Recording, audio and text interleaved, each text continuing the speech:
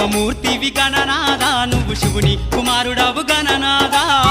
శివమూర్తివి గణనాదా నువ్వు శివుని కుమారుడవు గణనాదా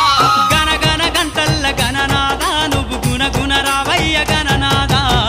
శివమూర్తివి గణనాదా నువ్వు శివుని కుమారుడవు గణనాదా శివమూర్తివి గణనాదా నువ్వు శివుని కుమారుడవు గణనాదా